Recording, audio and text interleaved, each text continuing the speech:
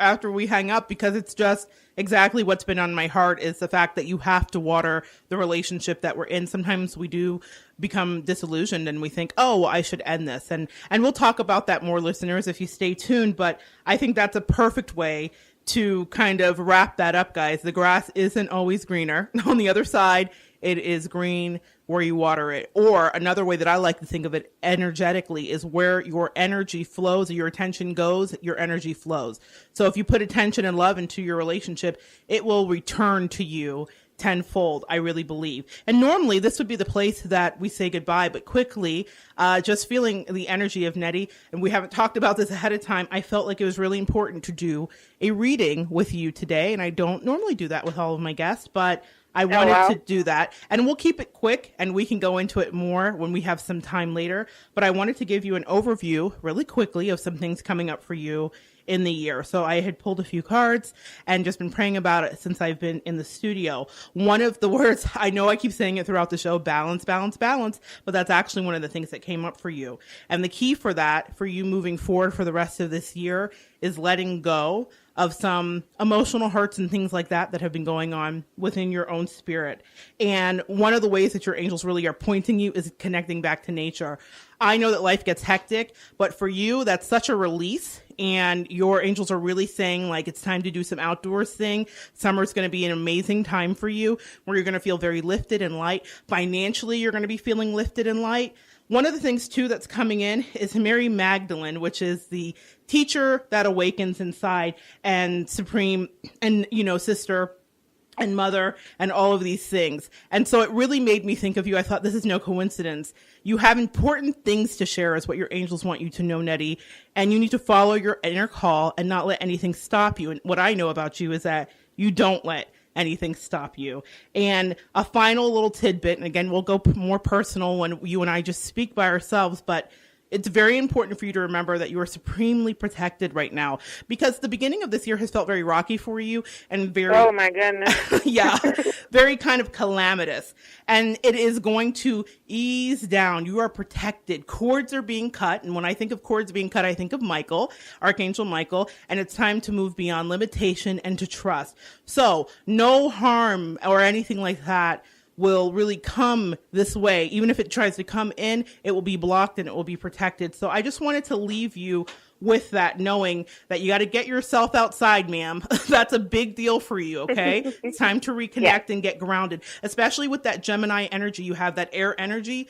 Grounding is very important, and that's why you really feel centered when you're camping and doing. Listen, y'all, I grew up in Florida, and Nery's from Jersey, and she camps in the summer, and I just look at her with the side eye. I don't know how she does it, but she does it.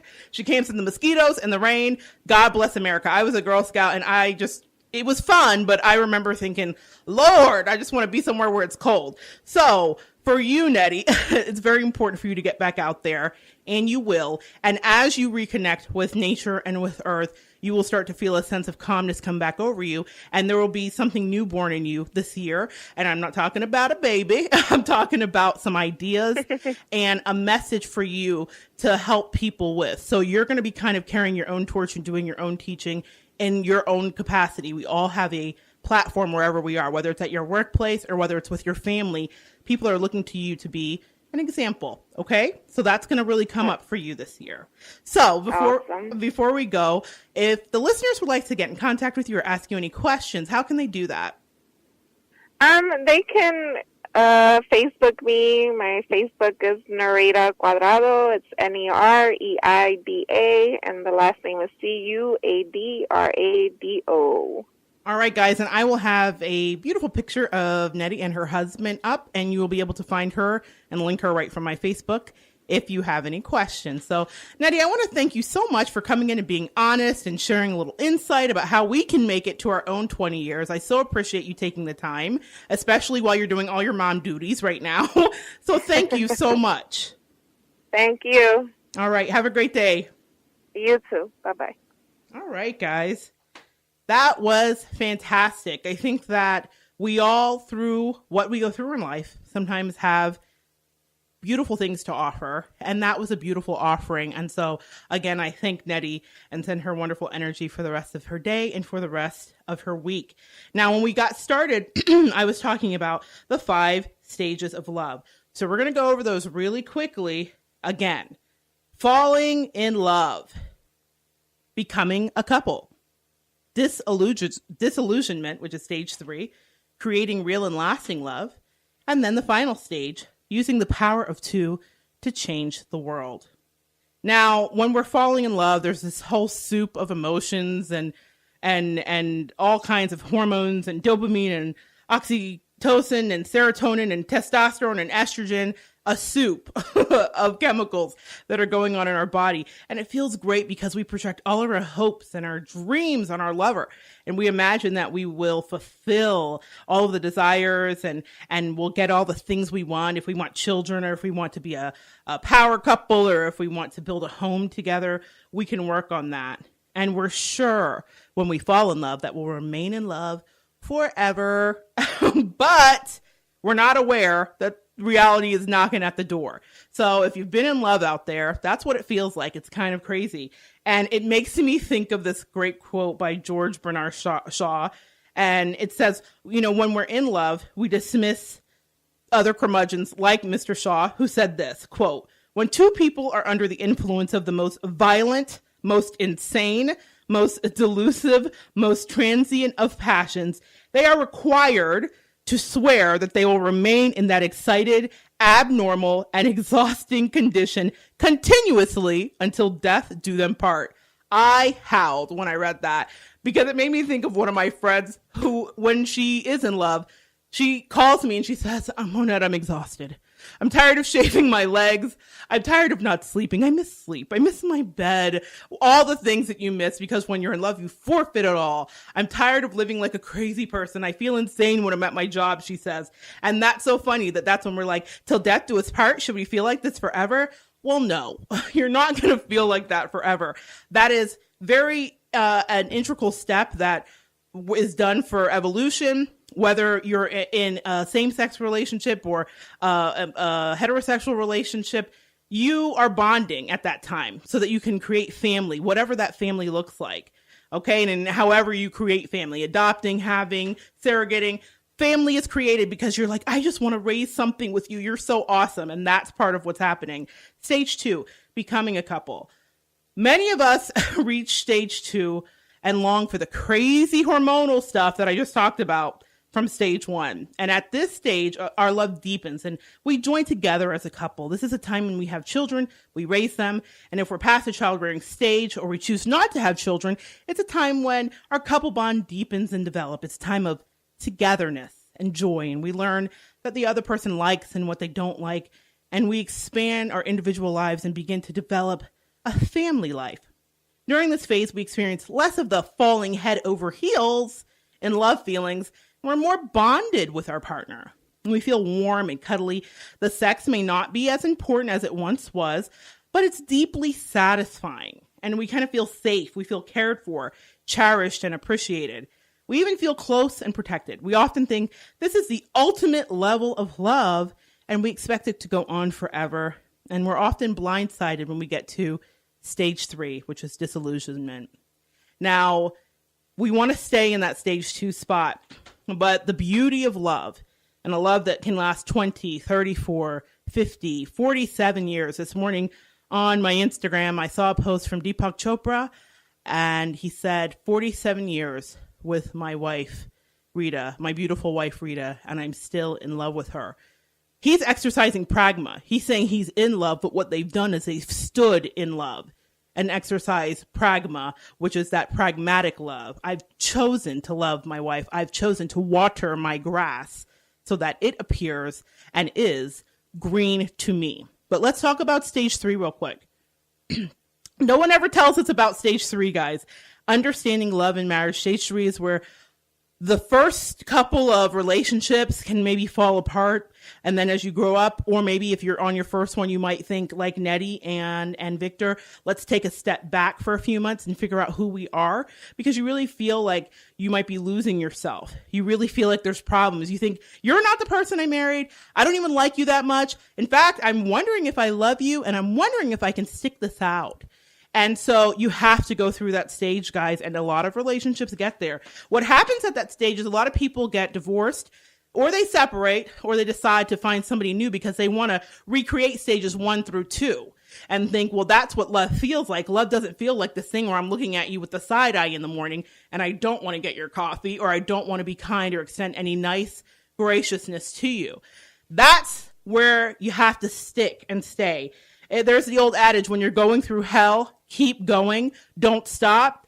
This is true of this stage. The positive side of stage 3 is that the heat burns away a lot of our illusions about ourself and our partner. There's a blessing in the disillusionment and realizing who we really are. It also surfaces a lot of the traumatic memories of abuse or neglect or abandonment that we've experienced as children. And we work through stage 3. We heal our present problems and our past traumas, which are also at the core of many of our present conflicts, even with our partner. We tend to, in life, act out. As a preschool teacher, we learned that dramatic play was very integral in forming the way that our boys and girls viewed the world. And what they were doing a lot of times is acting out things they'd seen at home. You would be surprised how we are very much impressed upon by our family surroundings and how we will carry that out in relationships. So we have an opportunity in stage 3 to become more loving and appreciate the person we're with, not the projections that we placed on them as an ideal mate. So go through stage 3 when you're going. Stage 4, creating real lasting love. After we confront the unhappiness in stage 3, we get to the core of what causes pain and conflict. And so there's nothing more satisfying than being with a partner who really loves you for who you are. When you've made it through the disillusionment and they really love you for who you are, that is such a sweet spot. They understand your hurtful behavior is not because you're mean and unloving, but because you have been wounded in the past, and still sometimes that lives within you. And as we better understand and accept our partner, we can learn to love ourselves more deeply. And stage 5, using the power of 2 to change the world. No one has to remind us that the world is not doing too well right now. And I think that this is really important to say. If we can't find peace between two people who love each other like you and your partner do, then what chance do we have to create a world that we can make work for all the people living in it? So I want to look at the flip side of the question. If we can learn to overcome our differences and find real, lasting love in our relationships, perhaps we can work together to find real, lasting love in the world. Every couple has the opportunity, once they've powered through stages 1 through 4, to use the power of 2 to address some aspect of the world's problems that touch their lives. Just like I said to Nery, you have a platform where you are, and you'll be called upon in familial situations to be an example of peace and other things that are coming up for her this year. And her marriage will be called upon to offer that. And that's because they've powered through. Doesn't mean every day is perfect, but what it means is they've made a choice to have pragmatic love, to embody pragma and to stand in love. And when I'm thinking about standing in love, quite literally, the thing that comes into my mind is my favorite animal totem that reminds me of my relationship, and that is the sandhill crane. Here in Florida, you can see these sandhill cranes slowly lolloping about, just kind of strolling along. Beautiful legs. They kind of almost look like an ostrich, but not really. Okay, not like an ostrich, guys. Don't kill me. They're gray, and they're big birds. They're kind of prehistoric looking, and they really are. And they've been long associated with royalty and balance and grace and longevity. And they can often be seen standing in shallow water or standing on one leg. And their beautiful dance also speaks to their incredible sense of balance and grace, and that's one of their mating dances. And the thing is, I see these cranes whenever I need a reminder about being healthy in my relationship, or whenever I need to be reminded that I'm in the right relationship. I call them my birds. We call them our birds, and we can be with each other apart, and we'll see those birds and we'll point it out to the other one. There are birds, because these birds mate for life. And I want to tell you something as we get into this month of love, as we're underway. You can enhance love areas in your home via feng shui. And I talked to you about people that do that, and you can Google and find resources. But if you walk into the door of any room in your house, or even your house, your love and romance corner is going to be the right furthest corner. If you put your right hand up, it's the furthest corner in the back. And one of the things you can do to enhance it is put things that mate for life in that corner.